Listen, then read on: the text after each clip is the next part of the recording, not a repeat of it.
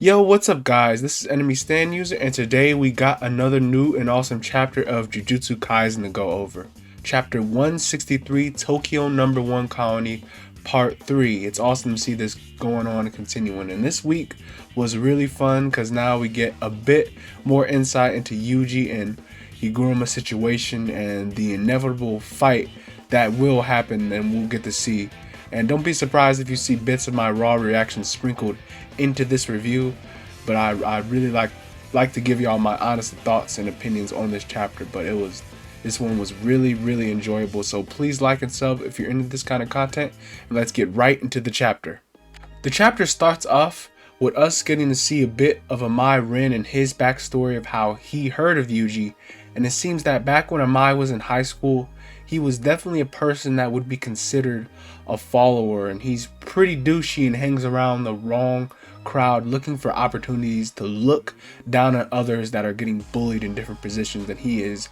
And he definitely was comfortable in this sort of instigating position. He was like an instigator and he was reaping the rewards like the chapter said, and he wasn't bullying himself, but he was that person who allowed bullying and he stood with the bullies, and that kind of foreshadows his involvement today in the culling game.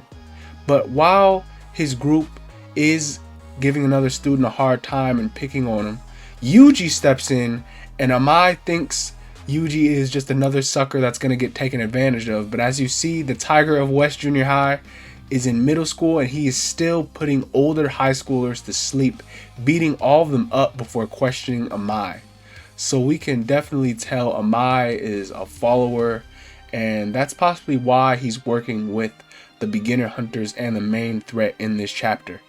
We then see Megumi's situation, as it looks like him and Remy are entering the Ikebukuro district anyway, so Yuji and Megumi will actually be in the same place, and Megumi is a bit skeptical about the path they're going to, but Remy is using this easy route so they could stop by her quote-unquote base under the excuse for her wanting to take a shower.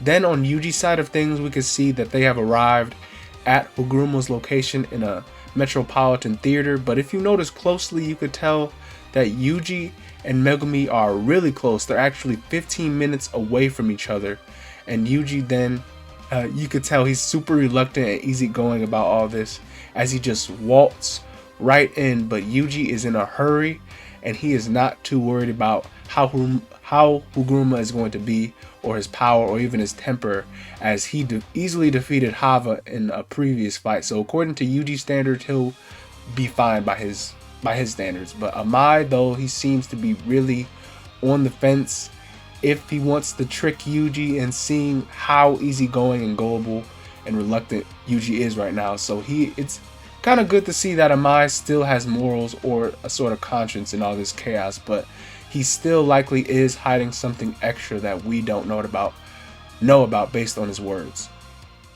Oh, right. He got freaking... This dude looks so much like Shanji to me. And a comment said it looked, this dude was like a cursed bounty hunter. And he's got like papers on him. That is so funky, man. What is this dude on? Weird, buddy. You're weird. What is he wearing? What the is he wearing? What is this paper? What is this paper mache thing he's got on? You were duped. Oh my gosh. Oh my gosh. Fushiguro is about to pop off. Bruh. Fushiguro is not having that.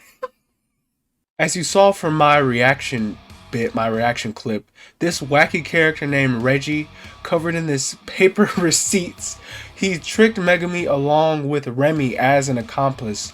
So we see Fushiguro give Remy a pretty nasty "I'm gonna kill you" look. But it seems Remy, along with this Reggie dude, is not phased and they're underestimating Megumi. So Megumi, having no time to waste, pulls out totality and is not playing around. I think Megumi definitely is catching a body today. He's going to kill someone. Well, that's what it seems like. And Megumi, he's super stressed about his sister and the games, and he might be enticed by the carnage of the game, the chaos going all around. He himself said modern sorcerers could go crazy right along with ancient ones, so Megumi can definitely get caught up in that.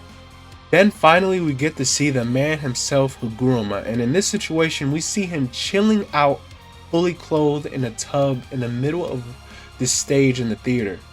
And the way Itadori and Higuruma's conversation go was very on edge, because you could tell this man is a bit off, and he says being in the tub with clothes on feels better than you think. And he stopped caring about a lot of things recently, so he's got a whole new perspective on life and on his sense of justice, you could say. And he's trying new things that he thought was wrong previously. But what Yuji realizes is that Higuruma is actually a modern sorcerer based on what he said, and Yuji thinks, like what Megumi said, to try to reason with these newly awakened sorcerers, and he wants to negotiate about ending the game using Higuruma's points to do it. But as you likely noticed, Higuruma seems very off, and I would say he's probably drunk on his own power, so he refuses and argues that there is a possibility that could come out of this game. And after all, this is the world of the future that Geto was talking about, and Higuruma realizes that the old world, the old way, with its laws are powerless, but in the games, with his new Jujutsu power, there is opportunity, real opportunity, and he can make his own rules. And no accusations, no prosecutions, no arguing in courts over the truth. Those who break the rules are punished, and he wants to oversee this game so it can't end right away. He even said he wants to actually see these game rules in action, like rules 2 and rule number 8, to actually test out and see if this curse technique removal for himself. Yuji protests Higuruma's statement, saying everyone in the country will die while he himself drags his feet. But Higuruma says this game wants to go on forever. Yuji now, he's back into a corner. He has no choice. He demands Higuruma's points, flaring up his own cursed energy. Higuruma responds to Yuji saying, "Have you ever killed someone who's pissed you off? It feels better than you think." So now the chapter ends with new death matches beginning and their points at stake. And I don't know how you guys feel, but Higuruma seems to me a bit different than how he seemed in chapter 159. And in this game, it dramatically changed him and made him snap into a person who could kill on a whim. And that goes along with the flow of the game. I mean, he seemed so numb to killing in this game, and he already has that crazy kill streak, so he is definitely thriving in this situation in the calling game. And in the situation, he himself said he was a bit of a delinquent, and he's going on to where he has groups under him like Amai and the beginner hunters. He's really starting to shape up and be a very distorted and descending antagonist for Yuji and the sorcerers as well.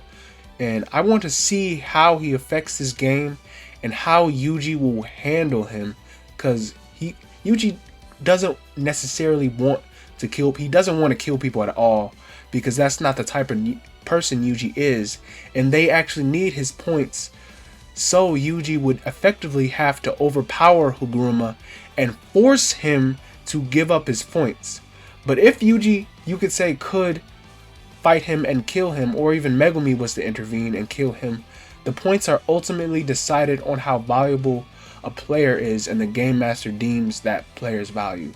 And you could actually take a chance on his life and steal his points if the circumstances would allow all that. But all that is much easier said than done, because I think the amount of hype and even an entire chapter dedicated to Higuruma, he's not going down easy, and he's probably a very serious threat, and he's clearly out of his mind. So even Yuji could have a very difficult time in this death match.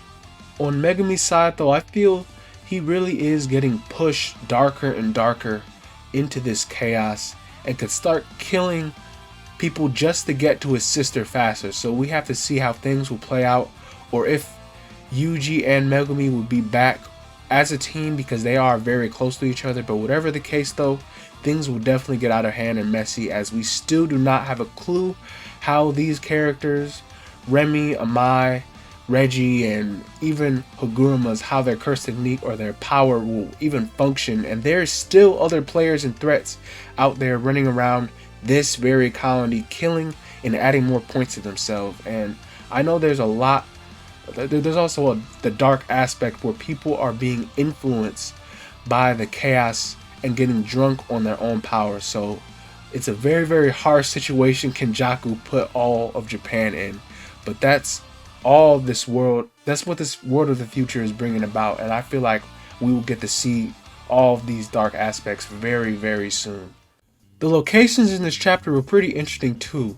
Like everywhere we are in Jujutsu Kaisen, it's always a real world location, like the Tokyo Metropolitan Theater, the Kanameko Station, and the district that we're in the Coin game. They all match up and you could actually visit them in real life. And I like how Gigi does that, and it really brings to life the manga, making it feel like it mirrors our real world and adds a whole nother aspect to the manga.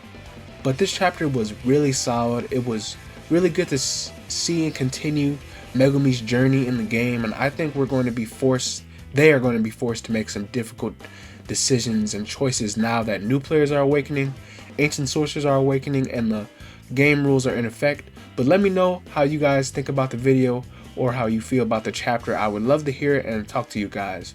Remember to like and subscribe for more content, and also share this video so I could see what you guys like. Thanks for watching.